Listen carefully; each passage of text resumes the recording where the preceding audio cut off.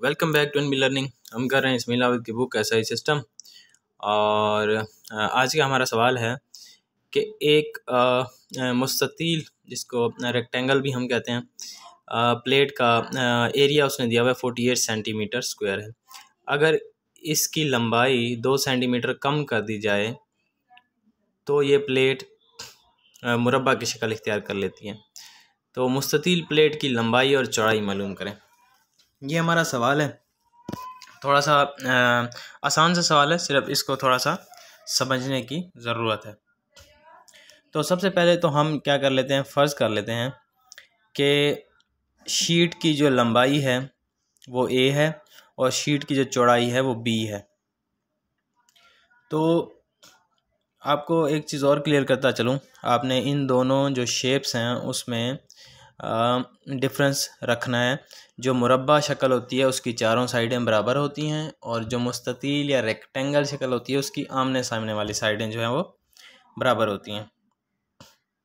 सबसे पहले तो हमने फ़र्ज़ कर लेना है कि ये इसकी एक साइड ए है और दूसरी साइड बी है, यानी कि दो साइडों के हमने नाम रख लिए ताकि हमें सवाल करने में आसानी हो। अब हमने क्या करना है, हमें पता है इसने दिया हुआ एरिया मुस्ततील का, तो हमें पता है कि जो रेक्टेंगल का एरिया होता है वो ए मल्टीप्लाई बाय बी होता है, यानी कि रेक्टेंगल की दोनों साइडों को आपस में मल्टीप्लाई कर दें तो वो एरिया के बराबर होती है। तो यही इसमें हम करेंगे। ए मल्टीप्लाई बाय बी किसके बराबर होगा, एरिया के, और एरिया उसने दिया हुआ है हमें 48 सेंटीमीटर। इसको हम एक इक्वेशन बना लेते हैं, इसको हम कह देते हैं कि हमारी इक्वेशन 1 है। आगे चलते हैं, फिर कहता है अगर प्लेट की लंबाई 2 सेंटीमीटर कम कर दी जाए तो मुरब्बा की लंबाई, अच्छा ये कंडीशन उसने हमें दी हुई है ऊपर ही, कहता है अगर इसकी लंबाई 2 सेंटीमीटर कम कर दें। अच्छा जी, लंबाई 2 सेंटीमीटर कम करनी है। हमें पता है कि लंबाई क्या है, ए है, और ए में से आप -2 करेंगे तो आपकी लंबाई 2 कम हो जाएगी। सिंपल सी बात है। शीट की लंबाई हमने फ़र्ज़ की हुई है ए है और सवाल की कंडीशन के मुताबिक हमने इसमें से 2 माइनस करना है। जब इसमें से आप 2 माइनस करेंगे, आप अपनी स्क्रीन पे देख सकते हैं, अगर प्लेट की लंबाई 2 सेंटीमीटर कम कर दी जाए तो मुरब्बा की लंबाई हो जाती है a-2।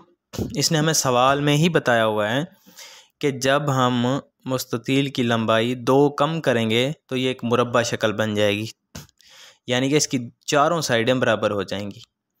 तो ये सवाल था, इसका डाटा था और इसकी कंडीशन थी। तो आगे हम इसको देखते हैं। अच्छा जी, आगे हम देखते हैं, जैसा कि हमें पता है, ये बहुत पहले से हम पढ़ते आ रहे हैं कि जो मुरब्बा या स्क्वायर शक्ल होती है उसकी चारों साइडें बराबर होती हैं, यानी कि उसकी लंबाई और उसकी चौड़ाई क्या होती है, हमेशा बराबर होती है। क्योंकि उसकी चारों साइडें बराबर होती हैं तो इसकी लंबाई और चौड़ाई बराबर होती है। इसीलिए हमने क्या कर दिया, बी को बराबर कर दिया a-2 के। अच्छा, ये हमने क्यों किया, क्योंकि ये सवाल की कंडीशन है। बी क्या चीज़ है, बी हमारी जो है मुस्ततील शक्ल की लंबाई थी, मगर जब हमने उस a-2 कर दिया, यानी कि मुस्ततील की लंबाई 2 कम कर दी, तो वो मुरब्बा बन गई। तो जब मुरब्बा बन गई तो इसका मतलब कि उसकी दोनों साइडें बराबर हो गई, यानी कि बी बराबर हो गया a-2 के। इस चीज़ को आप गौर से समझें कि जब मुस्ततील की लंबाई -2 हमने कम की तो वो कम होके एक मुरब्बा शक्ल बन गई। जब वो एक मुरब्बा शक्ल बन गई तो क्या हुआ, उसकी दोनों साइडें को हम बराबर लिख सकते हैं, यानी कि b बराबर है a-2। अब क्या करेंगे हम, अब हमने इक्वेशन 1 में से, जिस इक्वेशन को हमने 1 का नाम दिया था, वो इक्वेशन हम उठाएंगे। इक्वेशन 1 हमारी क्या थी, a multiply by b is equal to 48। यही हम नीचे लिखेंगे, a multiply by b is equal to 48। अच्छा, आप ऊपर देखें, आप b किसके बराबर है, a-2 के। तो इस इक्वेशन में आप b की वैल्यू पुट कर दें a-2। जब a-2 आप इसमें पुट कर देंगे तो फिर इसको आप मज़ीद आगे सॉल्व कर लें, a को अंदर मल्टीप्लाई कर लें तो 2a माइनस a का स्क्वायर हो जाएगा इज इक्वल टू 48।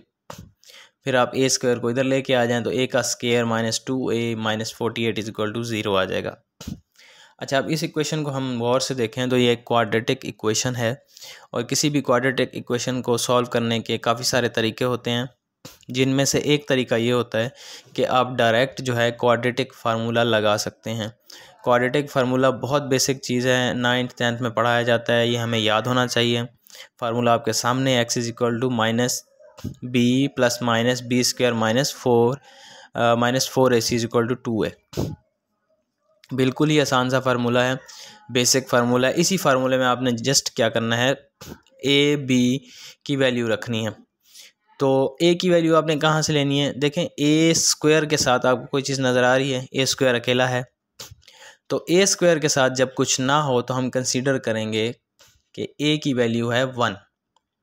और आप आगे देखें, और अगर आप आगे देखें तो जो बी की वैल्यू है, सॉरी इसको आप ए स्क्वायर को नहीं देखना, आपने देखना है ए को, ए का कोफिशिएंट देखना है, क्योंकि फार्मूले में ए है। अगर आप गौर से देखें तो फार्मूले में जो दिया हुआ है हमें, आप फार्मूले को गौर से देखें, हमें चाहिए ए की वैल्यू और चाहिए बी की वैल्यू, ठीक है जनाब। तो ए स्क्वायर के साथ कुछ भी नहीं है, ए तो ये 1 हो जाएगा, ए की वैल्यू हो जाएगी 1, माइनस 2a के साथ -2 इसका कोफिशिएंट है, तो b की वैल्यू हो जाएगी -2, और c की वैल्यू हमारे पास मौजूद नहीं है, c की वैल्यू हमारे पास मौजूद नहीं है। तो अब आप क्या करेंगे, इस फार्मूले में वैल्यू पुट कर दें, b की वैल्यू, फार्मूला क्या है, -b प्लस माइनस बी की जगह आपने क्या कर देना, -2 पुट कर देना है, प्लस माइनस बी स्क्वायर, तो b क्या है 2 है, उसका स्क्वायर आ गया, -4, a क्या है 1 है, और c क्या आ गया 48c। अब आप इनको मल्टीप्लाई करें, मल्टीप्लाई करने के बाद आप इनको माइनस करें, माइनस करने के बाद डिवाइड करने के बाद जब आप रूट लेंगे तो आपके पास आ जाएगा 14/2। अब आप इसको आगे मज़ीद हल कर लेंगे, यानी कि x बराबर है 14/2 प्लस -2। अब हमने यहाँ से x की वैल्यू निकालनी है, तो आप एक दफ़ा जो है 2 को प्लस कर दें, 14/2 तो 7 होता है, सिंपल सी बात है।